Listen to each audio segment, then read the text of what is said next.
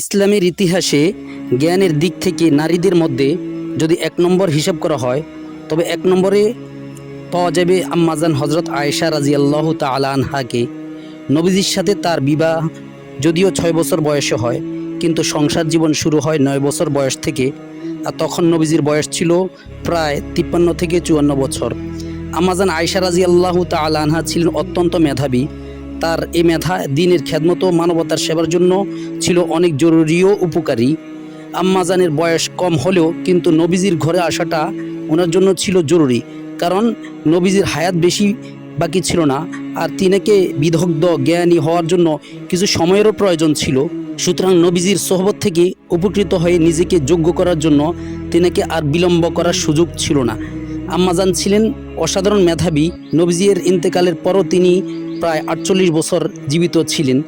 এই দীর্ঘ সময় তিনি নবীজির কাছ থেকে শেখা জ্ঞানকে পরবর্তী প্রজন্মের কাছে ছড়িয়ে দিতে পেরেছিলেন। যদি তিনি বয়স্ক হতেন তবে হয়তো নবীজির ইন্তেকালের অল্প কিছুদিন পরেই মারা যেতেন এবং উম্মত বিপুল পরিমাণ হাদিস থেকে বঞ্চিত হতো। আম্মাজান অল্প বয়সে বিয়ের কারণে নবীজির স্ত্রী হওয়ার সৌভাগ্য লাভ করেন এবং জান্নাতেও নবীজির স্ত্রী হওয়ার সুসংবাদ লাভ করেন, যা মুসলিম শরীফের হাদিসে বর্ণিত আছে। বয়স বেশি হওয়ার অপেক্ষা করলে এই সৌভাগ্য হতো না।